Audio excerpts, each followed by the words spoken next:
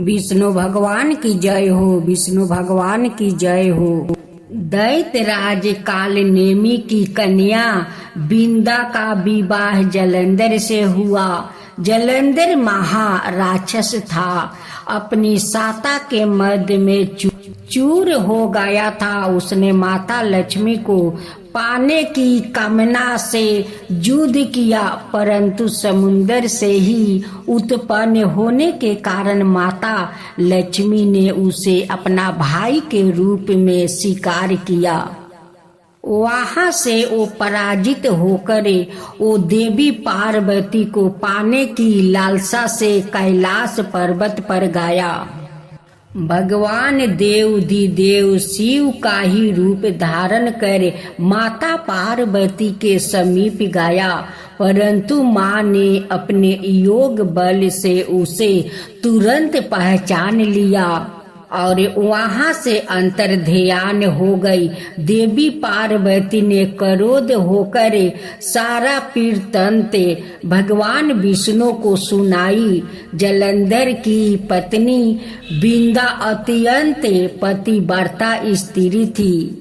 उसी के पतिव्रता धर्म की शक्ति से जलंधर ना तो मारा जाता था और ना ही पराजित होता था। इसलिए जलंधर का नाश करने के लिए बिंदा का पतिव्रता धर्म को भंग करना बहुत आवश्यक था। इसी कारण भगवान विष्णु ऋषि का भेष धारण कर वन में जा पहुँचे, जहाँ बिंदा अकेली बर्मन कर रही थी। भगवान के साथ दो मायावीर राक्षस भी थे, जिन्हें देखकर बिंदा भयभीत हो गई। ऋषि ने बिंदा के सामने पल में दोनों को भस्म कर दिया। उनकी शक्ति देखकर बिंदा ने कैलाश पर्वत पर महादेव के साथ युद्ध कर रही थी। अपने पति जलंधर का बारे में पूछा। ऋषि ने अपने माया जाल से दो बांदर प्रकट किया। एक बांदर के हाथ में जलंधर का सिर था और दूसरे के हाथ में धड़ था। अपने पति की यह दशा देखकर बिंदा मूर्छित होकर गिर पड़ी। होश में आने पर उन्होंने ऋषि रूपी भगवान से विनती की कि वो उसके पति को जीवित करे। भगवान ने अपनी माया से पुनः जलंधर का सिर धड़ से जोड़ दिया, परंतु सवाए भी वो उसी शरीर में प्रवेश कर गया। बिंदा को इस छल का तनिक भी आभास नहीं हुआ। जलंधर बने भगवान का साथ बिंदा पतिव्रता का व्यवहार करने लगी, जिससे उसका सतीव्रता भंग हो गया। ऐसे होते ही बिंदा का पति जलंधर युद्ध में हार गया।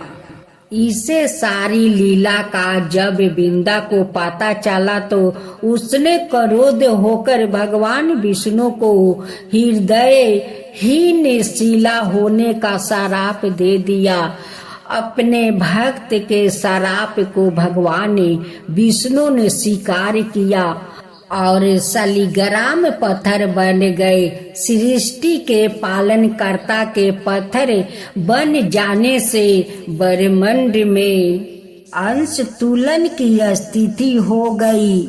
यह देख कर सभी देवी देवताओं ने बिंदा से प्रार्थना किया कि ओ भगवान विष्णु को श्राप से मुक्त कर दे।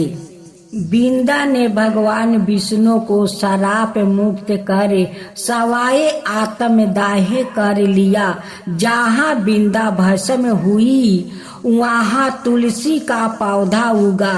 भगवान विष्णु ने बिंदा से कहा, हे बिंदा, तुम अपने सतीव्रता के कारण मुझे लक्ष्मी से भी अधिक प्रिय हो गई हो।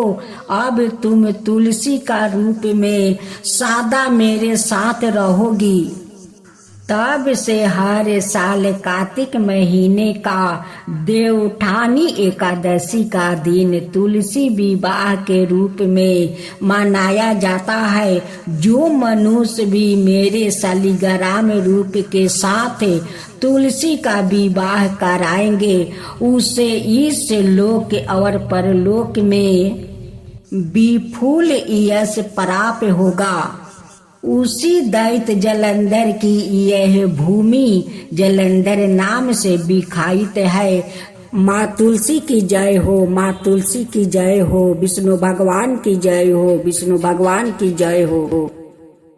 एक बुढ़िया माई तुलसी जी को सिंचती और कहती कि हे तुलसी माता सत्य की दाता, मैं तेरे बिलरा सिंचती हूँ, मुझे बहू दे पीतम्बर की धोती दे, मीठा मीठा घास दे, बैकुंठ में बास दे, चटक की चाल दे, पटक की मौत दे, चंदन की काठ दे, रानी सा राज दे, दाल भात का भोजन दे, 11 की मौत दे, कृष्णा जी का कंधा दे।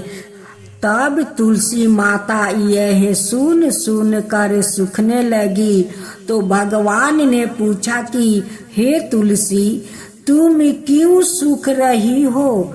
तुलसी माता ने कहा कि एक बुढ़िया रोज आती है और यही बात कह जाती है, मैं सब बातें तो पूरा कर दूंगी, लेकिन कृष्णा का कंधा कहाँ से लाऊंगी? तो भगवान बोले, जब वो मरेगी तो मैं अपने आप कंधा दे दूंगा, तू बुढ़िया माई से कह देना। जब बुढ़िया माई मर गई सब लोग आ गए। जब माई को ले जाने लगे तो वो किसी से ना उठी। तब भगवान एक 12 बरस के बालक का रूप धारण करके आए।